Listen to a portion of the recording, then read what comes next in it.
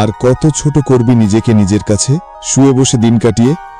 ভাই সত্যি করে বলতো, দিনের পর দিন একইভাবে মোবাইল স্ক্রল করে শুয়ে বসে দিন কাটাতে রাগ হয় না? তুইও জানিস তোর মধ্যে নিজেকে পাল্টানোর মতো ক্ষমতা আছে, তবু নিজেই আলিশির জন্য সেটা নষ্ট করছিস। আজকের ভিডিও শুধুমাত্র তার জন্য যে আলিশি ছেড়ে নিজেকে বদলাতে চায়।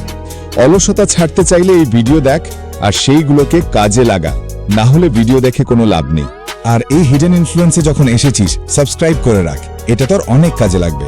এখানে আমরা নিজের মন, আচরণ, অভ্যাস এই সবকিছু আপগ্রেড করা সহজ কিন্তু কার্যকর উপায় নিয়ে কথা বলি, যেগুলো জানলে তুই নিজের লাইফ পুরো চেঞ্জ করতে পারবি। আজকের ভিডিও তার জন্য যে আর অলসতা নিয়ে বাঁচতে চায় না, যে অ্যাক্টিভ হয়ে অ্যাকশন নিতে চায়। অ্যাকশন নিতে চাইলে মন দিয়ে দেখ, কারণ এখান থেকেই শুরু হবে তোর নতুন লাইফের পথ। চল তাহলে শুরু করি। অলসতা কাটাতে গেলে আগে জানতে হবে অলসতা আসলে কি। এটা শুধু শরীরের ক্লান্তি বা ঢিমে ভাব না, এটা আসলে একটা মানসিক সমস্যা। নিজেকে নিয়ে সন্দেহ করা, আত্মবিশ্বাসের অভাব, প্ল্যান করেও শুরু না করা, এসব থেকেই ধীরে ধীরে তৈরি হয় এই অলসতা। কতবার ভেবেছিস আজ না কাল শুরু করব, কিন্তু সেই কাল কি আর আসে? তোর কি মনে হয়? আসলে অ্যাকশন না নেওয়াটাই হলো আসল সমস্যা।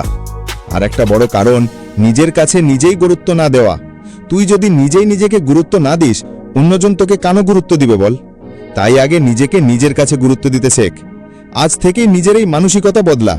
পরের অংশে আমি কিছু সহজ কিন্তু শক্তিশালী টিপস দিচ্ছি, যেগুলো ফলো করলে নিজের পরিবর্তন তুই নিজেই বুঝতে পারবি। টিপস নম্বর 1, ছোট ছোট টার্গেট সেট কর। শুরুতে বড় বড় লক্ষ্য নিয়ে ভাবতে গেলে শুরুই করতে পারবি না, তাই আগে ছোট ছোট কাজ ঠিক কর। যেমন প্রতিদিন সকালে 10 মিনিট পড়াশোনা বা 15 মিনিট হাঁটা।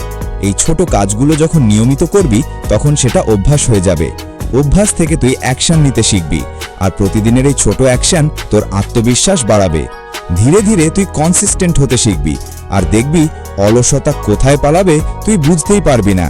কমেন্টে লিখ তুই কোন কাজ দিয়ে শুরু করবি, আর আজ থেকেই শুরু কর, কারণ কাল শুরু করব এই ভাবনা তোর সবচেয়ে বড় ফাঁদ। ছোট হলেও সমস্যা নেই, বাট শুরু কর, কারণ এটাই তোর নিজেকে বদলানোর টার্নিং পয়েন্ট। টিপস নাম্বার 2, নিজের জন্য সময় ঠিক কর। দ্বিতীয় টিপসটা খুব সহজ কিন্তু পাওয়ারফুল। প্রতিদিন একই সময়ে কাজ শুরু কর। শরীর আর মস্তিষ্ক একঘেয়ে নিয়ম পছন্দ করে। একদিন কাজ করলি, দুদিন বাদ দিলি, তাহলে আবার শুরু করতে ইচ্ছাই হবে না। তাই নিজের জন্য একটা নির্দিষ্ট সময় ঠিক কর, যেমন সকালে ঘুম থেকে উঠে বা রাতে ঘুমানোর আগে। এই সময়টাই তোর রুটিন হবে। একই সময় করলে ধীরে ধীরে এটা অভ্যাসে পরিণত হবে। টাইম ব্লক কর, অর্থাৎ কাজ করার জন্য একটা নির্দিষ্ট সময় আলাদা রাখবি। ওই সময়ে শুধু নিজের কাজ করবি, আর মোবাইল দূরে রাখবি, কারণ মোবাইল হাতে নিলেই মন অন্যদিকে চলে যাবে। মনোযোগ ধরে রাখতে এটা খুব দরকার। শুরুতে একটু কষ্ট হবে, কিন্তু একবার রুটিন পাকা হয়ে গেলে আর পিছনে তাকাতে হবে না। আজ থেকেই নিজের জন্য একটা সময় ঠিক কর। ছোট হলেও নিয়ম করে শুরু কর, দেখবি তোর মনোযোগ, আত্মবিশ্বাস সব বেড়ে যাবে।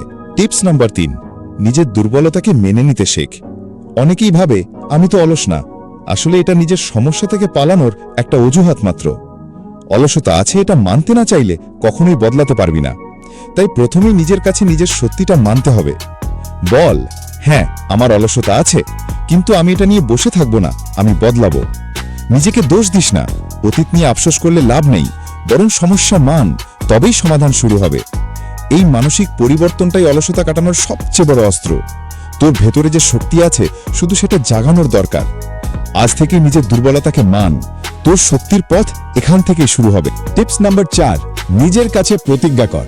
প্রতিদিন সকালে উঠে নিজেকে একবার পরিষ্কার করে বল, আজ আমি অন্তত একটা কাজ শেষ করব, আমি নিজের শক্তিকে কাজে লাগাবো। এই কথাগুলো মন দিয়ে বলবি, জোরে বলতেই হবে এমন না, নিজের কাছে নিজে বললেই হবে।